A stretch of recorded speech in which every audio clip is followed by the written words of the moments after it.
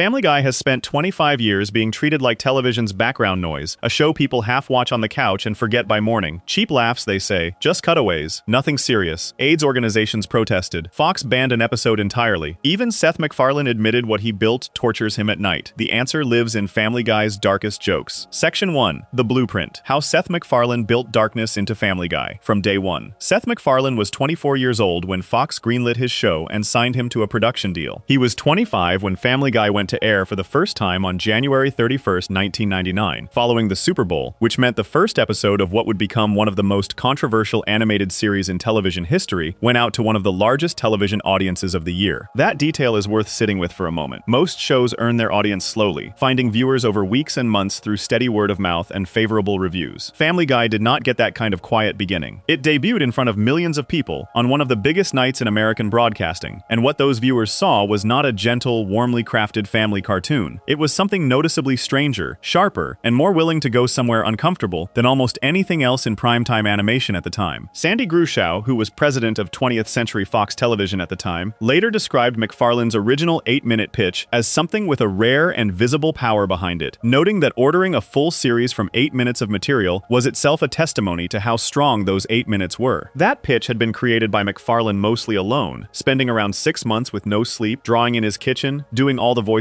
himself, building everything from scratch. He had traced the basic shape of the show back to a student film he made at the Rhode Island School of Design in the mid-1990s, a short called The Life of Larry that featured a bumbling middle-aged man and, in a later sequel, a sophisticated talking dog. Those two figures became Peter and Brian Griffin. The hapless man with a dog became the blueprint. Everything else, the baby with the British accent, the absent father dynamic, the willingness to treat real tragedy as raw comedic material, got added in the stretch of frantic creation that turned a student film into a network pitch. What MacFarlane was building in that kitchen, across those sleepless months, was not simply a cartoon. He was building a philosophy of humor, even if he did not call it that at the time. The philosophy, which he and his production team described consistently in interviews across the show's early years, using the phrase equal opportunity offender, was simple enough to state. No single group, belief, religion, or identity should be placed permanently off limits. If one group got mocked, every group got mocked. If one kind of pain was available to be turned into a punchline, all kinds of pain were available. The logic behind this was a kind of rough fairness. The argument that singling out only certain targets while protecting others is its own form of discrimination, and that truly broad satire had to be willing to aim at everything rather than picking convenient enemies while sparing uncomfortable ones. MacFarlane said in an early interview that if the show singled out one particular group, it would be in trouble, but if it hit everyone equally, the offense became a general kind of thing rather than a targeted one. This philosophy showed up in the very first episode. Death Has a Shadow, which aired on that January night in 1999, opens with a scene of the Griffin family watching a television program that is itself a parody of shows featuring extremely broad and crude humor. Within minutes, Peter Griffin is fired from his job for showing up to work drunk and falling asleep on the line, which leads to defective products going out and injuring people. His solution to the resulting financial problem involves welfare fraud. None of this was soft material for a new show trying to build a broad audience. But the episode's most distinctive moment, the one that announced most clearly what kind of show Family Guy intended to be, was not Peter's behavior at all. It was the presence, in the crib in the corner, of Stewie Griffin. Stewie arrived in the series premiere already fully formed as a character. His voice, which MacFarlane based on the vocal performance of English actor Rex Harrison in the 1964 musical film My Fair Lady, combined the accent and cadence of old-money British aristocracy with the body and apparent helplessness of a one-year-old baby. He sat in his high chair, he was dressed in his little onesie, and he spoke in full, elegant, grammatically sophisticated sentences about his plans to murder his mother and achieve world domination. The contrast was the entire joke, but it was also something much more than a joke. Stewie represented a very specific kind of creative decision, a choice to take one of the most protected figures in popular culture, a baby, and strip away every soft quality people instinctively assign to that image. Babies are supposed to be innocent, helpless, and completely dependent on the people around them. Stewie was none of those things. He was calculating, self-sufficient in his ambitions, if not his physical abilities, and completely serious about the violence he wanted to commit, delivered with the vocal polish of a character who would sound at home reading poetry in a drawing room. MacFarlane described Stewie as drawing on the idea of an evil child archetype. The character was not a random addition or a background figure in the ensemble. From the very first scripts, Stewie was written as the show's primary villain, the one character whose worldview was entirely organized around destruction. His early seasons featured elaborate plots to kill Lois, his mother, using weapons he had built himself, ranging from firearms to more complicated devices. He dragged wagons full of tools across the living room. He gave long, elegant speeches explaining his intentions in detail, speaking speaking in a register that made the murderous content land against the comic incongruity of who was saying it. The sophistication of the voice made the violence feel stranger and more unsettling than it would have if he had simply screamed or thrown things the way a real toddler might. Stewie was not behaving the way a child would. He was behaving the way a tiny adult villain would. And that gap between how he looked and how he spoke was the central engine of the darkest material the show built around him in those early years. The specific targets of Stewie's anger in the early seasons also said something about where the show's writers were aiming their discomfort. Stewie did not simply want chaos in general. He wanted to kill his mother, specifically, and he wanted to take over the world. Both of those ambitions landed on institutions that are normally treated as warm and untouchable in popular entertainment. Motherhood and civilization itself were Stewie's enemies, presented through the perspective of the smallest and most supposedly innocent member of the Griffin household. Taking something universally valued and placing it directly in the crosshairs of a character who could not be dismissed as simply crazy because his intelligence was evident in every line he delivered was a way of doing something more unsettling than ordinary cartoon violence. Ordinary cartoon violence happens between characters the audience understands as capable of it. Stewie's violence happened from a position that the audience instinctively wanted to see as safe. The show that contained this character went on to face problems almost immediately from an institutional standpoint. The Parents Television Council, the same organization that spent decades formally criticizing South Park, began targeting Family Guy from very early in its run, eventually naming it their worst show of the week on at least 40 separate occasions across the series. From the PTC's perspective, Family Guy represented exactly the kind of content their organization existed to push back against, a show airing in primetime on a major network that used the visual lightness of animation to package extremely dark material and deliver it to an audience that included young viewers alongside adults. The format created a specific problem for groups like the PTC, because animation carries a default association with children's entertainment that live-action comedy does not. A joke about murder delivered by a cartoon baby reads differently than the same joke delivered by an adult actor, and Family Guy understood that difference and used it deliberately from the start. The show faced something more dramatic than ongoing institutional criticism in 2002, when Fox canceled it for the second time. Ratings had declined over the first 3 seasons, partly because the network kept moving the show to different time slots and placing it in direct competition with shows like Friends and Survivor that were drawing enormous audiences of their own. The cancellation looked, at the time, like the end of the story. MacFarlane later said he never expected the show to come back, noting that there was no precedent for a network admitting it had made a mistake and reversing course. He was wrong about this. And the way he turned out to be wrong is one of the more unusual chapters in American television history. Fox sold the rerun rights to Cartoon Network's late-night Adult Swim block, reportedly at very low cost, with almost no confidence that the show would find a meaningful audience in reruns. What happened instead was that Family Guy became Adult Swim's highest-rated program, drawing around 1.9 million viewers per episode in reruns, an audience that had largely missed the show during its original Fox run or discovered it for the first time through late-night cable. At the same time, Fox released the first 2 seasons on DVD, and the sales numbers were extraordinary. The first season sold more than 2.2 million copies, making it the second best-selling DVD release of a television series at that point in time. The third season set followed and sold more than 1 million copies as well. 3 million DVDs reached consumers across a period when DVD sales were still a relatively new measure of how deeply a show had embedded itself in the culture. Fox looked at those numbers and made a decision that had not been made before in American television. The network brought the show back, ordering 35 new episodes in May 2004, based almost entirely on what the DVD sales and Adult Swim ratings had demonstrated about the size of the audience waiting for more. Family Guy returned to Fox on May 1, 2005, drawing 11.85 million viewers for its season 4 premiere. That comeback number mattered for reasons beyond simple ratings. A show that had been canceled twice and spent 3 years in reruns and on DVD shelves came back stronger than it had been during its original run, and the explanation for that strength was complicated. Part of it was simply that the audience had grown during the absence, new viewers finding the show on Adult Swim or through the DVD sets. Part of it was that the show had built exactly the kind of loyal, active fan base that its willingness to go to uncomfortable places tends to generate. People who love dark comedy tend to love it passionately,